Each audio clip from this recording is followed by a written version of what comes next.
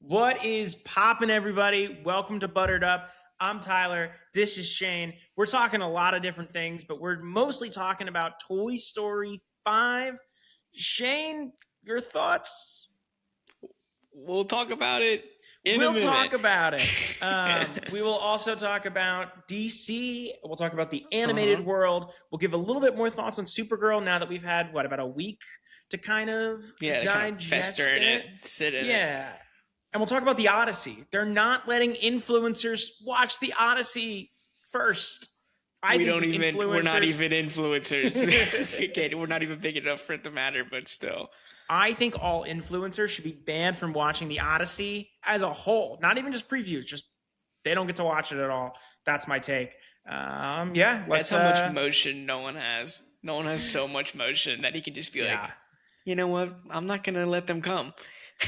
facts. I love it. Okay, so let's get into it. Shane, where did you want to start? Let's start with Supergirl because we ended on Supergirl. So let's just like kind of give a little bit more thoughts on it. So one Supergirl thing. or mediocre girl? Oh, mid girl. Oh, bad. So girl. yeah, say that.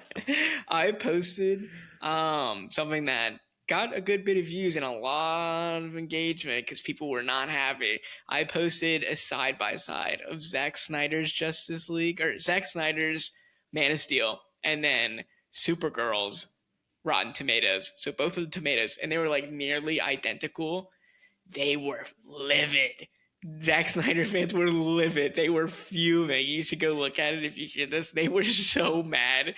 It's so funny. I just don't get it. Like I was just showing statistics and they were losing it. I mean, Man of Steel is a better movie. I don't even think that's debatable. I think Man of Steel is a far better movie than Supergirl. I don't know. I don't know. Man of Steel really sucks if you watch Look, it again. it's not great. The Supergirl's not best great thing either. the best thing about Man of Steel is Hans Zimmer. I was going to say Kevin Costner, but sure, Hans Zimmer as well. Oh, yeah, sure. Yeah, he was all right for the couple minutes he was in it. I mean, they did like some things fine, but I'm just tired of Superman aura farming over dead people.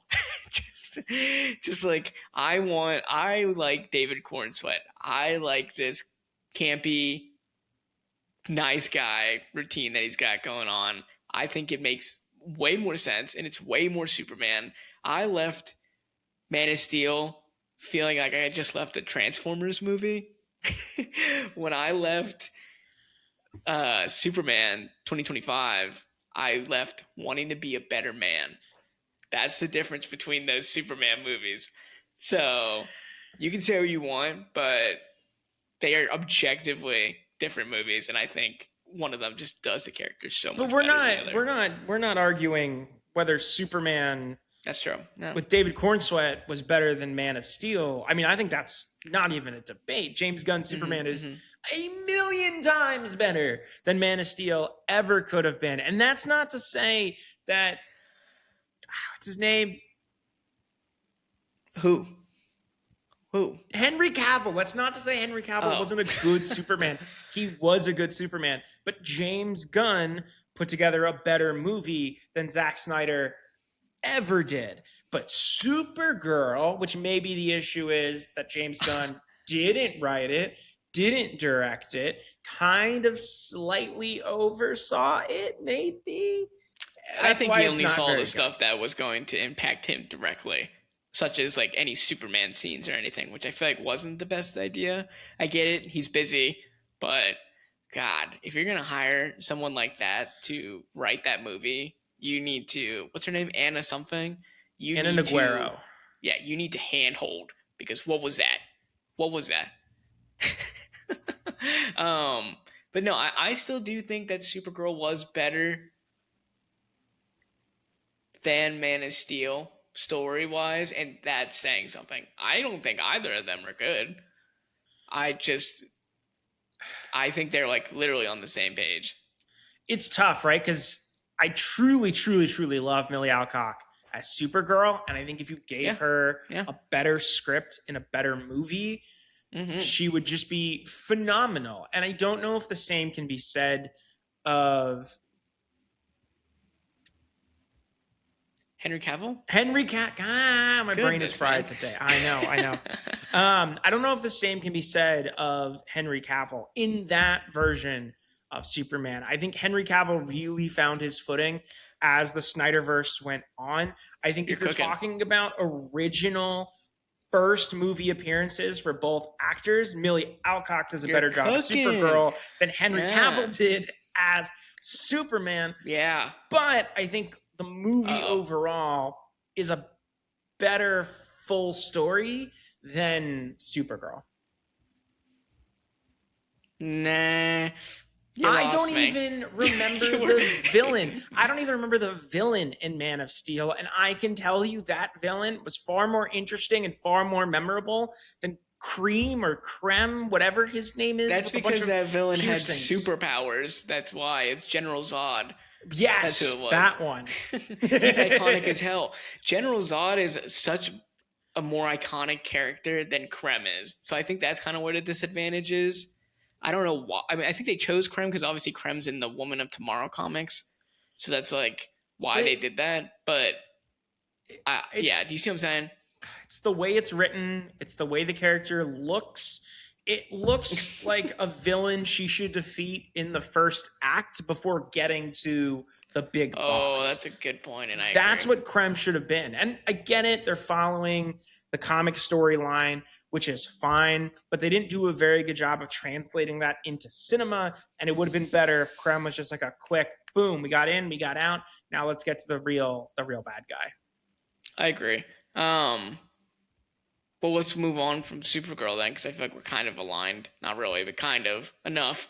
That's just like the big. Oh wait, one more thing. Sorry, the needle drop. What did we even talk about that last episode? We did. I don't I think think I we said did. I hate it. I think we did, and I Oh, think you I said did? I hated Okay. it. Yeah, Okay, I was not a fan. thought about it a little bit more. Yeah, that sucked. And It new was bad. information came out that James Gunn was one of the people that selected it, or he was like one of the one. He selected that song out of 45 songs, Yeah. which is crazy because the Gunn never jams when it comes to music, and he did. Do you think he had seen the movie when he picked the song?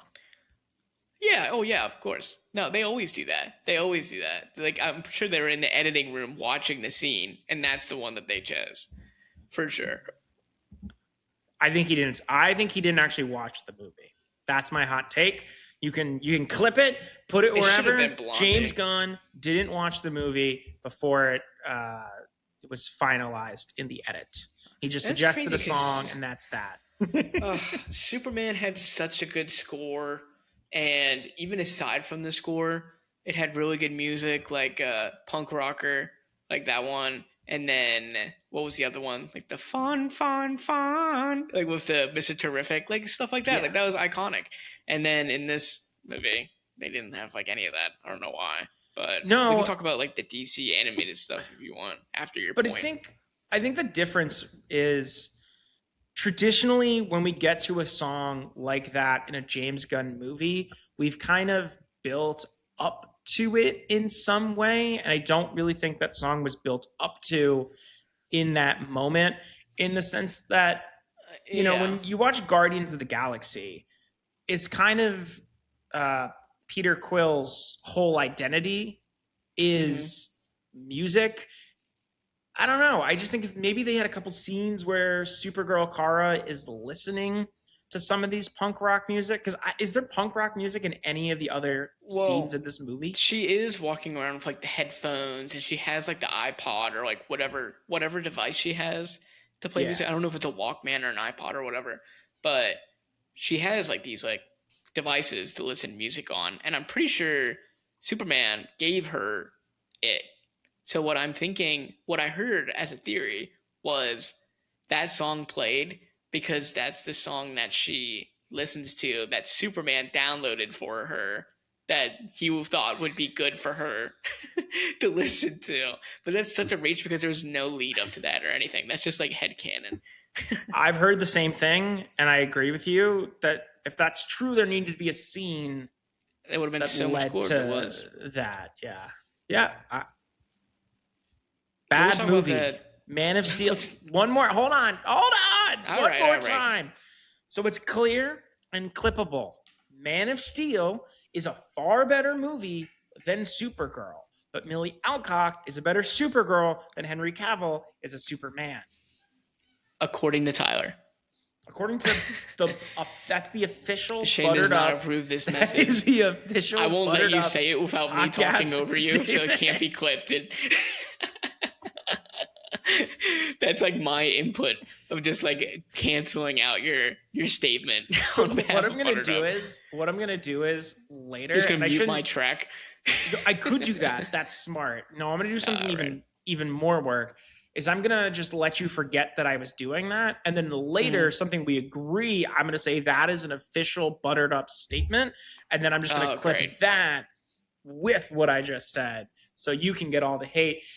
Please click Shane's socials below. There is his address, his personal email, and you can send your hate to him. Great. Thank you for that. What? So Tyler was like, hey, I want to talk about this DC animated stuff, and I don't know anything about it. So please enlighten me. And I'm gonna act as someone that has never heard it before, because I actually have never heard of what you're talking about. Okay, DC, I think, does some of the best animated content on television, on streaming. I love Harley Quinn. I love Kite Man. I think the stuff they've done with the Batman, the Cape Crusader, really, really good. DC's done a really good job with their animated slate, and they have a few more animated shows that will be coming out, I think, in the next year or so. One of them being Crypto, a show completely just following Crypto from Supergirl, which is awesome. Another Batman project, Absolute Batman, based off the Absolute comic storyline. There will also be Joker, Laugh Riot. I don't know if that one is going to fall in the same line as the Joker we have in Harley Quinn, or if that's going to be a whole separate Joker. But either You're breaking up way, a bit, audience. He was breaking up a bit. Repeat the last sentence. Sentence. Okay, well there you go, audience. Okay, so that was his whole point.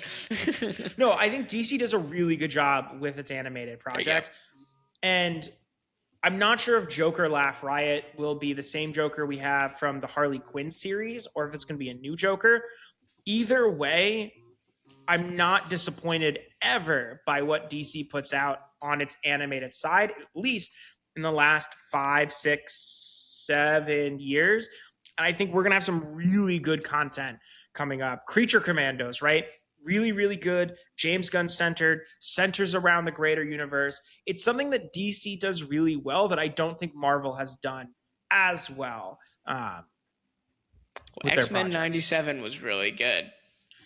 X-Men 97 is really good, but that's about it, though. But I mean, What If had a good one, like first season. The other seasons following were kind of eh. Yeah. Wakanda Forever, not Wakanda Forever. What was it called? Marvel Zombies. That was good.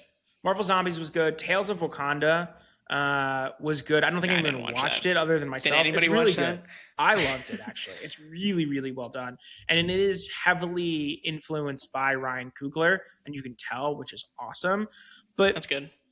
I don't think Marvel does as good of a job outside of X-Men 97 and the first season of What If, really giving the spotlight to its animated projects.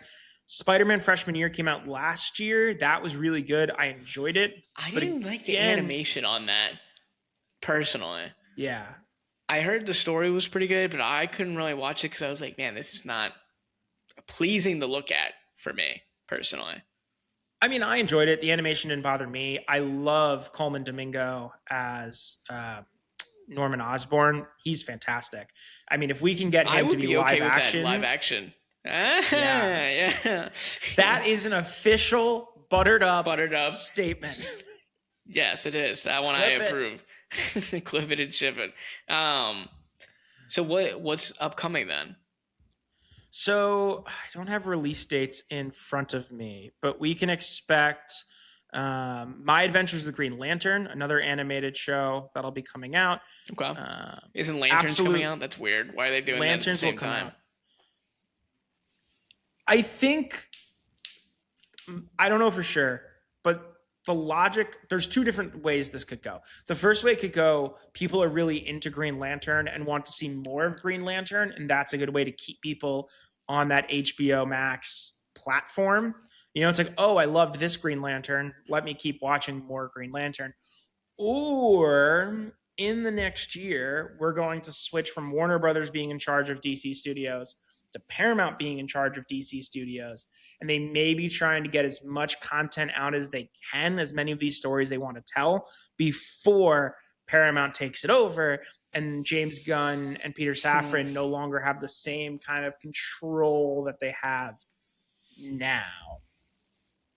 Yeah, interesting. So that'll be interesting to see how that develops, because I feel like Marvel recently, with the success of X-Men 97, is now putting more faith into their animation projects. And speaking of X-Men, I just heard about this today. Kevin Feige is interested in bringing Anna Taylor-Joy back as Magic. That's big news. When was she? Wait, what? She was Magic in Midnight Suns, I think, is what it was called. Midnight I Suns. like Magic as a character. I don't know her extent in live action, but I would be really excited to see that, because I thought that casting was always really good. Magic, she's a girl that goes into like the portals, and she has like the giant sword. No, I know, but when was Anya Taylor-Joy as Magic? Look it up, Jamie. Jamie, pull it up. When was this? This was a few years ago now. Oh, she was in New Mutants. That's why I didn't watch New Mutants. New Mutants, not Midnight Suns. Sorry. Midnight Suns is Blade, Moon Knight, and the guy from you're right, Eternals, who's in one thing and we'll never see him again because that movie doesn't exist actually. You're right. I forgot about that. Yeah. That being said, well, I'm really excited for that. If she's in Midnight Suns, I would be very excited to see that. It's weird. I know it's not really what we're talking about, but I think Moon Knight was one of the best TV projects that Marvel did. And it's weird that it kind of ended on a cliffhanger, and we're probably never going to see that character again unless they do a Midnight Suns movie. So I loved it until the end, when it became like really like fantasy kaiju attacking. Like it was just, I feel like it just fell off pretty hard. And then that like girl who became like the beetle, the Scarlet Beetle, whatever that weird superhero was. I've never heard her before. She just became something. But no, I feel like a lot of it was really good up until that point. My favorite recently has been Daredevil. Daredevil's really good. Daredevil's okay. I like Daredevil a lot, though. I'm kind of tired of him and Fisk. And I also found... I agree. It's just kind of gotten repetitive. Do you think him and Fisk are going to be in Brand New Day? I don't think Fisk will be. I could see Daredevil showing Daredevil was in the last one. He was in the last Spider-Man movie. Yeah, for a few seconds. But I think there's so many elements already in this. I don't know if Daredevil fits. There's going to be a lot of stuff going on in this movie, unfortunately. Okay, well, that's DC animation. And then we wanted to talk about... What else do we want to talk about? The Odyssey. So what do you think? Odyssey? No influencers are allowed to go watch The Odyssey. Ever. Well, not allowed me. Ever. Doesn't affect me in any way.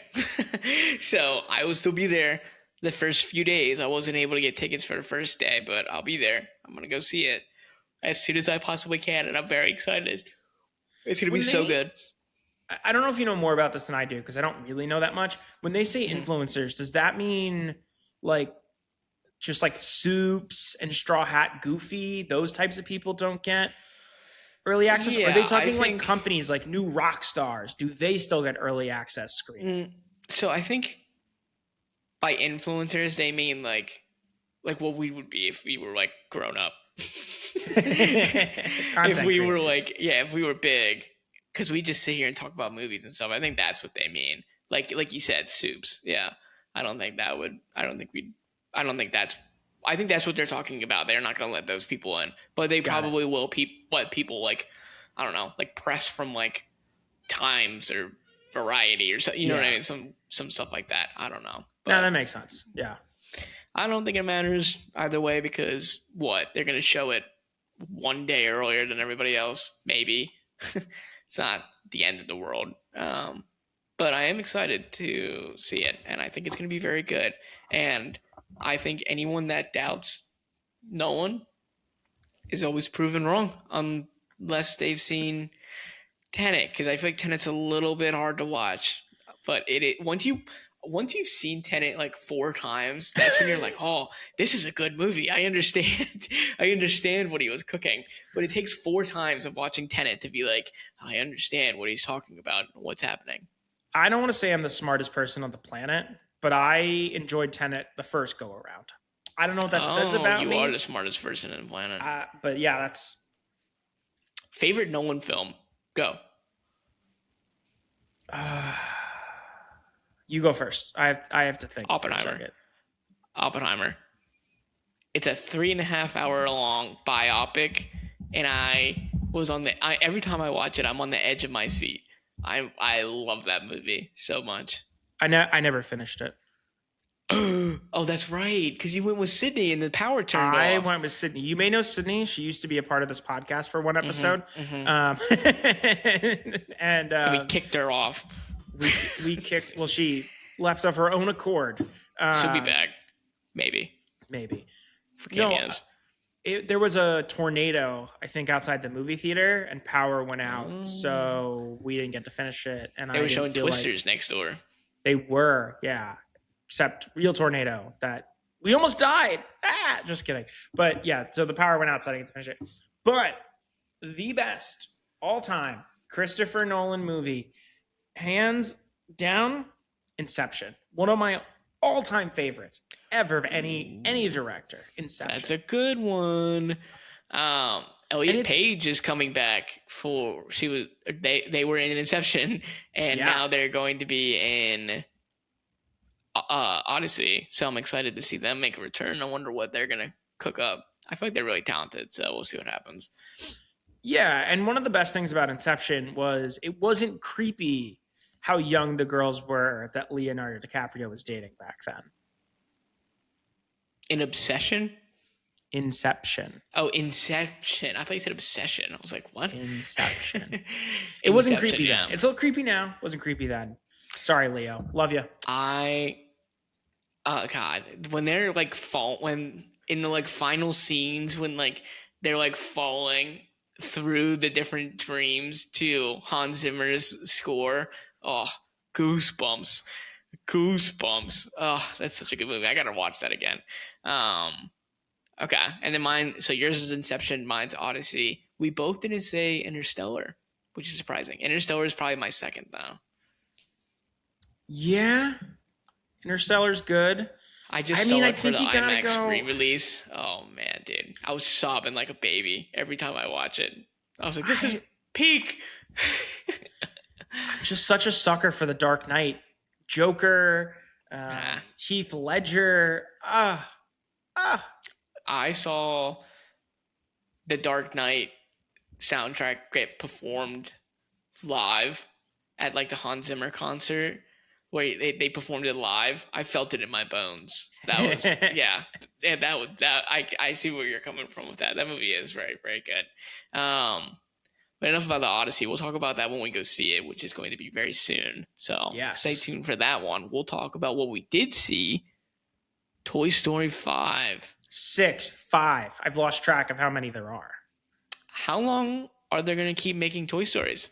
Forever. As long as there are moms that want to cry and there's emotions and people are having children, Toy Story will exist. forever. Yep, they are going to beat that horse until it is disintegrated. Literally, they're gonna take Clip Clop. What's his name? Who? The horse, Clip Clop. What's his name? Bullseye. Bullseye. They're gonna take Bullseye and they're gonna whip. Chat, clip that. Okay, Clip Clop. For those of you, you know what? No, Google it. If you don't know, you don't know. Google it. Clip Clop is my favorite animated horse. I don't know what you're talking about, but Google I think we should do our buttered up trademarked review countdown, and we're gonna rate it. Both of us are gonna rate it at the same time, 1 being the lowest, 10 being the highest, of where we are at with Toy Story 5. Tyler, are you ready? You have a number in mind that is not a tenth of a decimal. Yeah. Wait, can I do a 10? No. No, wait. You can do a tenth. You can't do a hundredth. Okay. Yes. Got it. Yeah. So point blank. Yeah. You can do that if you want. Okay. Are you ready? 3, 2, 1. 8.2. Oh, we've never been this close before. Yeah. Wow. This movie is good. That's it. It's really good. Look, it does the Toy Story formula really well. Again, and that's the best thing I think you could say about this movie. Yep. The kids are growing up, and we got to make sure that they can stay a little kid still. Yes. That's the plot. Yes, they are. Again. Yep. Okay, so the full plot. It's a Jessie movie. It's not as much. It is a Jessie movie. Woody and Buzz relationship movie as we've had in the past. Theory. This was supposed to be a Jessie movie, and they got afraid of titling it a Jessie movie or going that in. So they just made it Toy Story 5 and focused on Jessie. I could see that. Yeah. I think that's what happened. I'm glad they did it because it was a great story, but I think that's exactly what they did. They didn't have the cojones to say, like, Jessie, a Toy Story or something like that. They just named it Toy Story 5 and just threw Jessie in our face. It works. Look, whatever it takes to get butts in the seats, you know? Yeah. No, I mean, the plot is, not to cut you off, Tyler, I'm sure you were just about to talk about it, was technology is coming. And it's bad, but also good. It's not bad. Yeah, so we follow Bonnie, who is the replacement character to Andy, who we met, I think. Who I like better. Did we meet Bonnie for the first time in Toy Story 3? 3. Wait. Right. Yeah, they hand off the toys in Toy Story 3. Toy Story 4 is our first movie with Bonnie, and then Toy Story 5. Yes, you're right. Yeah, you're right. Okay. Yeah, because 3, they go to the daycare and stuff, and that's where Bonnie is. So that's how they make that decision. Got it. Yep. So Bonnie is growing up. She is 7, 8. I think she's like 8 or 9. Because Blaze is 8 or 9. Yeah. So she's getting older. She has no friends because everyone has iPads and she doesn't. Real. I know I wasn't an iPad kid, and not because I'm too old, but because I wasn't. And so she's still playing with her toys, you know, Jessie, Clip Clop, Bullseye, Buzz, you know, the Mr. Potato Head, the whole gang. She's doing pretend weddings. They're having a great time. Yeah. But she's being left behind, and her friends, or what could be friends, are making fun of her because she doesn't have a lily pad, which is Toy Story's version of an iPad for kids. So her parents get her it's a like lily a leapfrog. pad. Yeah. Her parents get it for her. I don't quite understand the logic, but the lily pad is like a toy and also comes to life when the girl isn't there. See, there you go. There's the issue, because why are none of the computers or TVs talking? Because they're not toys, I guess. Why are phones not talking? Why is that technically a toy? Wouldn't that just be a tablet? Childhood magic. Okay. Plot. We'll say because of plot. And then a gang of Buzz Lightyears are in the movie as the B story, and honestly, the best part of the movie. I know why they did it too. I'll reveal that I think I know why they did that too. Okay, I'm very excited for that. um, and then what happens after that? So I don't Bonnie remember. does. So Bonnie has the tablet. The toys get very angry because they're like, Rightfully "Oh so. no, this tablet is taking away Bonnie's childhood. She should be playing with toys and not playing with the tablet." And the parents don't really seem to care. And she's addicted to it, and the other kids are addicted to it. And it kind of becomes an issue. And it becomes a story where Jesse's going to try to find Bonnie a friend that doesn't rely on the tablet so that way she can be a kid again and play with toys is essentially the story. Yeah, yeah. No, that's pretty much the gist of it. We'll talk about it as we go through it, though. If you haven't seen it, go see it. It's gonna make gazillion dollars anyway. So you going to see it or not see it probably won't matter because it's this movie's gonna make so much money. But see Again, it, it's really good. yeah, it's good. It's good. I would recommend that you go see it. What I think what had happened for the Buzz stuff. So there is a Buzz B plot where there's like thousands of Buzz Lightyears. Star Command. Star Command. Star Command. They do that because they wrote the whole story, and then in the ending scene, spoilers by the way, we're going to be talking about the whole movie. We just did, but we're going to talk about it all. At the end of the movie, they're trapped on a donation truck trying to save the lily pad because she can help a little bit apparently.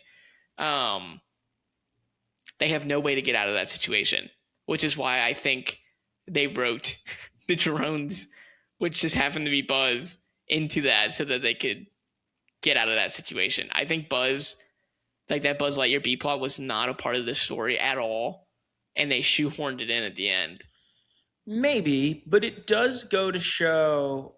It does a really good job of showcasing that the toys we know and love from the original Toy Stories are outdated. They are relics, and they talk about it. They mention it with Jessie. Haven't they been specifically, 'cause outdated she since is- Toy Story 2? Since that was the antique collector was collecting them. Yeah, That's but none of them have been the whole Wi-Fi connected.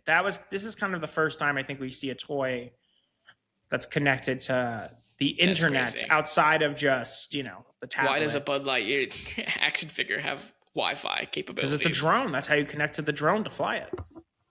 No, that see, it makes sense now.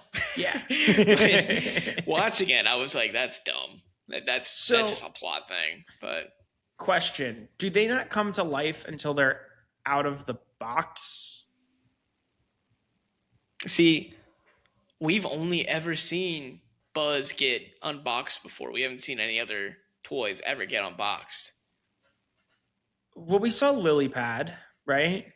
But she's technically. Right. Yeah. I don't know. This is a Disney movie. We're at that point where we're cinema sins-ing it. But okay, so I would say when they come out of the box, because we've never seen a character come out of the box. They are always alive because they're always unboxed. Okay. Yeah. We've also never seen a character alive in a box. Well, we did, but that was in Toy Story When? 2 when they were collected by the big guy. Yeah, but they were put back into a box. Right. Yeah. So they weren't like born. Sure. Yeah. The box is the birth canal for the toys. But who makes them alive? Is it the toy company? Are they doing something? Is there just this magic in the universe? And do they die? Is there a toy heaven and hell? When Sid is blowing up toys, where do they go? They get reincarnated as just Lego blocks. Just as individual Lego blocks. So every Lego block we've ever played with is a dead toy. Oh, Newsflash. rip. Sad. One of my big things that I really liked about this movie was I really, really, really liked Blaze. I thought I was not gonna like this character. So Blaze is for some reason everything in the Toy Story universe is within 3 blocks of each other.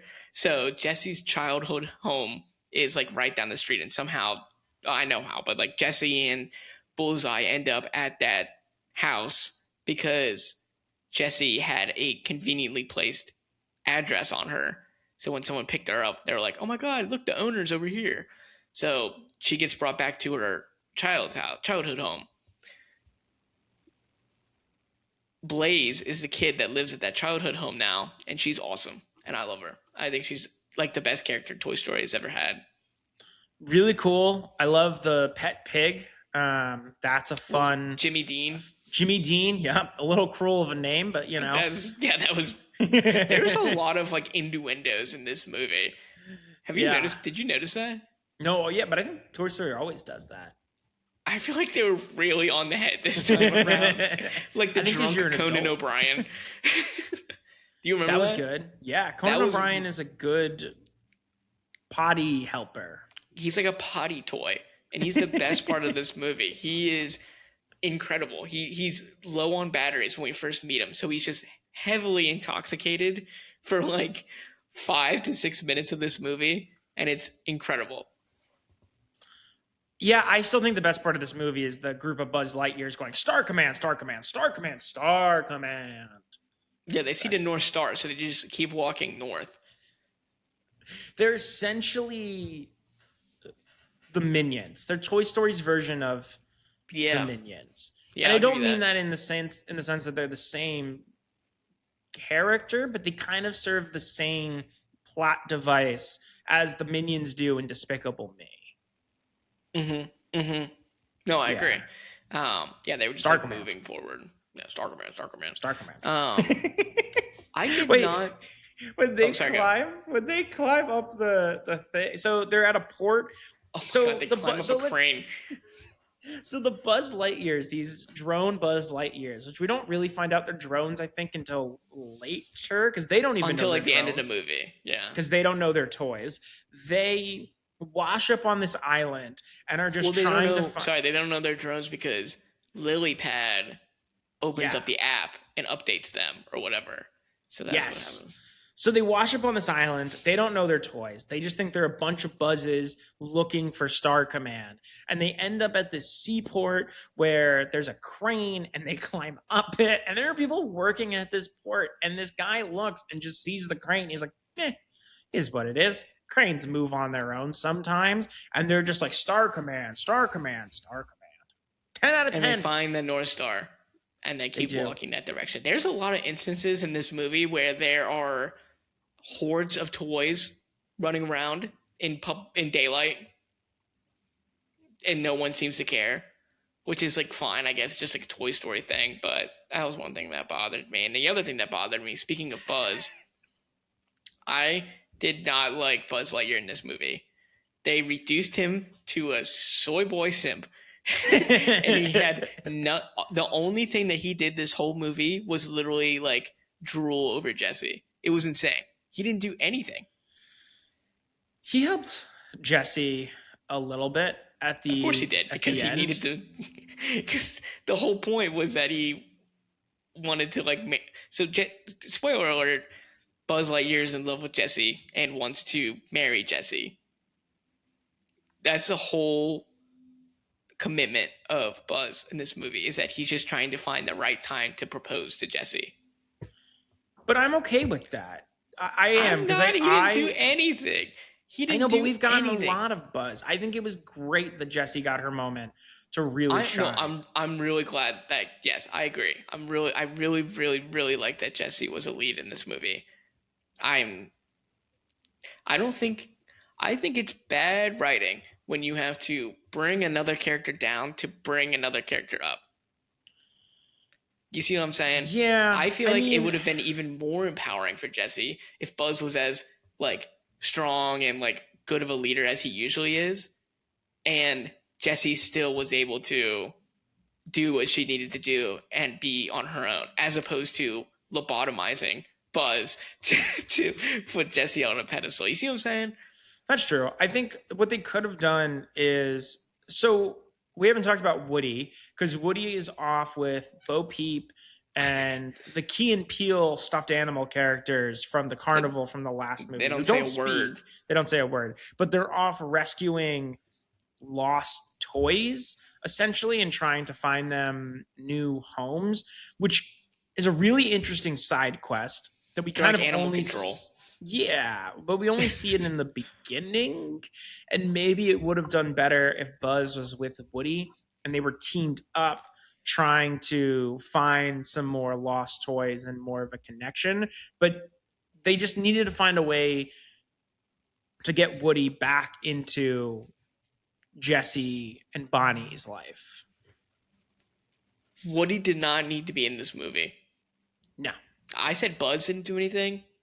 Bro, Woody did not. They only were afraid of making a Toy Story without Woody being in it. So they just shoehorned him in randomly, and he didn't do anything. He was just like standing next to Buzz, going like, "Oh yeah, yeah, you should marry Jesse. Yeah, yeah, good idea. Yeah, that was Well, it. Like he didn't do anything except be bald and fat. he gives good perspective though, in terms of he sees, because the toys in Bonnie's room are sheltered toys, right? They don't see what's happening around them. They just see that Bonnie has no friends. And Woody does a good job of being kind of the conduit to what's happening outside in the real world outside of Bonnie's house. Mm-hmm. Yeah. And I agree, because they have like a little like walkie-talkie thing they got going on. I just don't. Yeah, they wanted to make this a Jesse movie. They didn't have the cojones, so they had to force all these other characters in. And they made Buzz a lobotomized loser. They made Woody bald and fat. And Jesse being just as old, if not older, than all these other toys, is spotless. Like, she like just came out of the box. Spotless. There's nothing wrong with, like, there's not even like a tear on her. Like, I get it's a Jesse movie, and I'm fine with that. I just really, it was such a good movie. I just feel like that they could have, it wouldn't. You don't have to make other characters dumb to make your character smart. You know, I feel like you're dumb if you're writing like that. I'm just nitpicking. I'm just nitpicking. No, I'm that's just fair. passionate. I'm passionate about that one thing in movie. I hate when writers or anybody does that. I just feel like it's so lazy. And I don't even, maybe they didn't do that in this movie to the extent that other writers do it, but just like I hate that. That's just a me thing. It irks me. Yeah, I mean, you get some good moments of Buzz and Woody trying to control Lily Pad.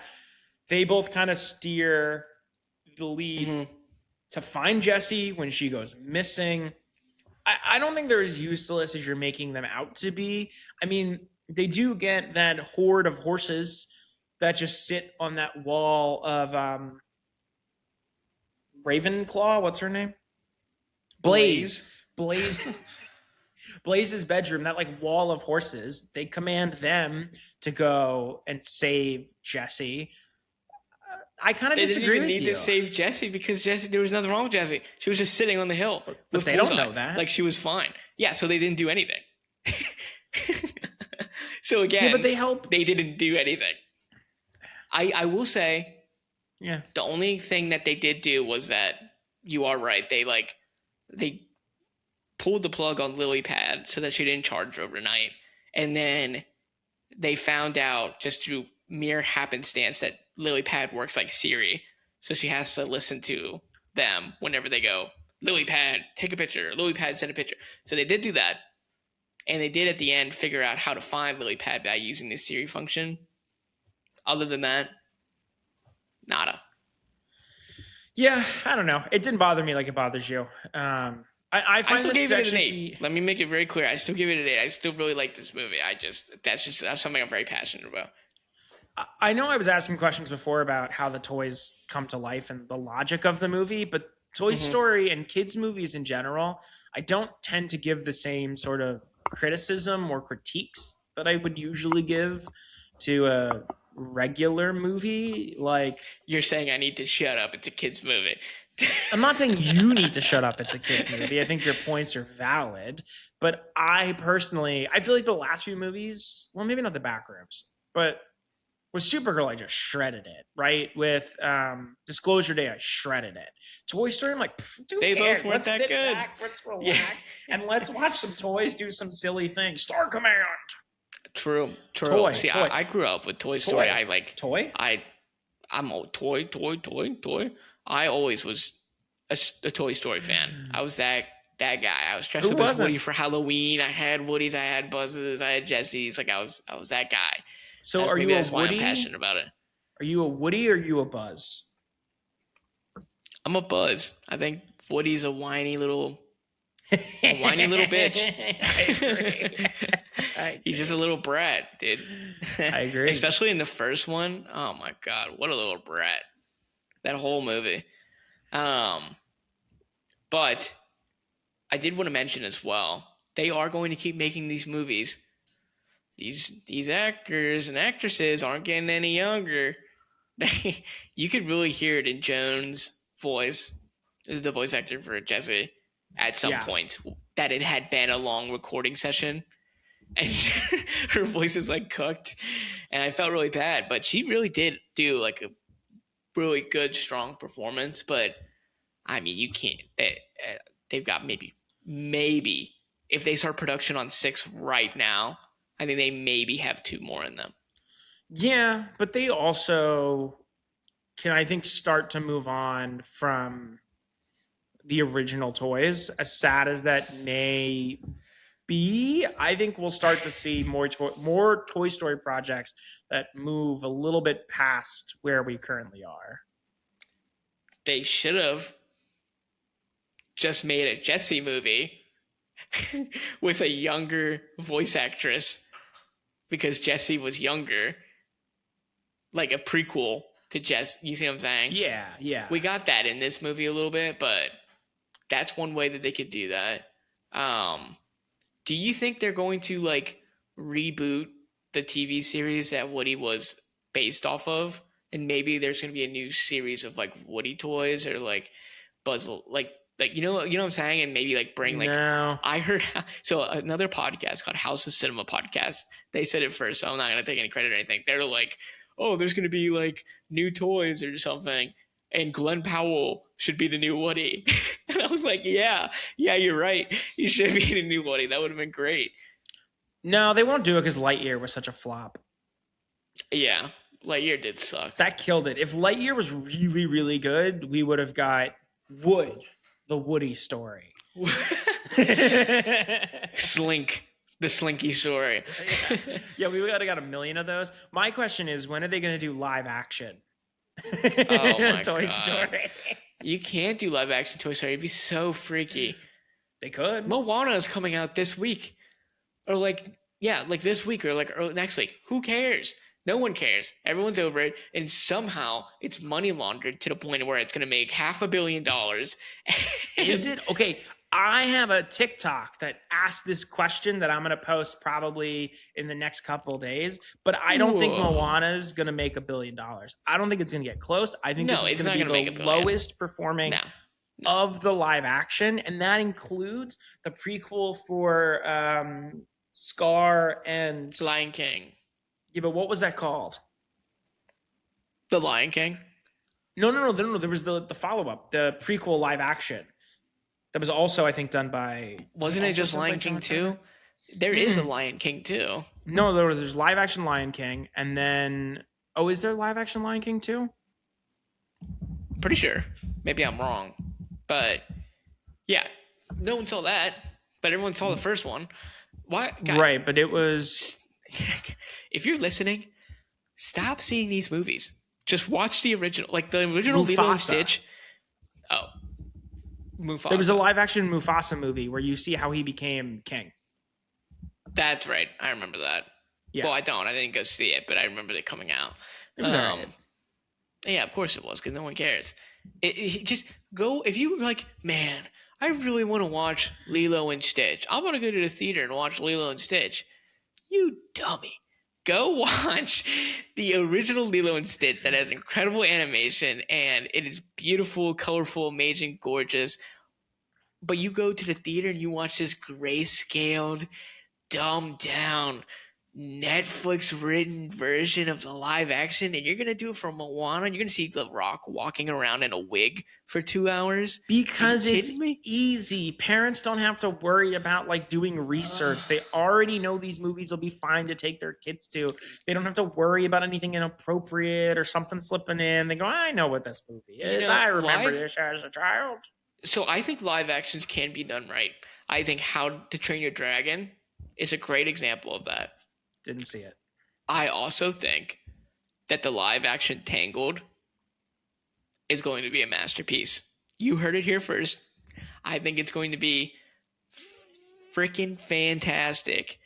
And what else did I think would be really good?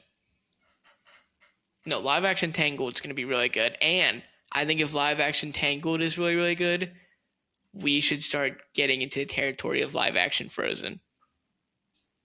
Let me see some Elsa. No. They're going to do it. For our audience My listeners, ring light went out. Tyler's ring light went out. Now he's just slightly darker. Oops. Yeah, that'd be cool. Yeah. Are you like For those that? of you at home, I was clapping to turn on the light. It They could hear it at home. They could hear it, but they didn't know clapping. why I was clapping. It was for the light, but I have to physically. I'm not going to press it. I think we're just about wrapped up, anyways. So I'm not going to get up and press that button. Don't worry about it. We are going to see. What are we going to see next? It's July 1st as we're recording this. What's next? I know that Odyssey's coming. Brand New Day is coming. What else is coming? But doesn't the Odyssey come out at the same time as? Doesn't Odyssey not come out until December? Because it bumps up against Doomsday. Odyssey comes out in July, like a couple weeks, like 2 weeks from now. Then what bumps up against Doomsday? That's not going to have any IMAX screenings. Doomsday. It's Doomsday and Dune. Oh, Dune. Yeah. I don't know why in my head the Odyssey. No, I guess no, because the Odyssey comes out relatively close to Brand New Day. Yeah. Yeah, the Odyssey comes out July 16th. Spider-Man Brand New Day comes out July 30th. Yeah, so I guess we'll probably see. I guess like the next time you hear from us would be like, what were we gonna say? We could do Minions. We could do Minions. We could just Hangover have like an re-release. We could just have an episode where we're yapping, you know? Yeah. That too. Let us know in Young the comments Washington. what do you want to hear? Because if you're listening to this and you comment, I promise we will go see what you said and we will review it. If you are listening to this, we will do that. No one's listening to this. So if you listen to this, you are special, and we will go watch it. Yeah, maybe we'll see live action Moana. Maybe we'll see Young Washington. I want to see the Minions. Invite. Streets are saying the Invite is really good with Seth Rogen and Olivia Wilde. That's fine. We can see that. It's fine. Streets are saying it's fire. Why don't you want to see it? It's Seth Rogen. I don't know. Couple dramedies. I don't know. They just don't pique my interest. It's not a dramedy. It's a rom-com, I think. Even worse. Rom-coms are awful. I think it's going to be good. I think you're going to eat your words. Okay. Maybe. Okay. Well, that's what we'll see. We'll see the Invite next. Stay poppin', stay buttered, and we'll see you in the next one. Star Command. Bye.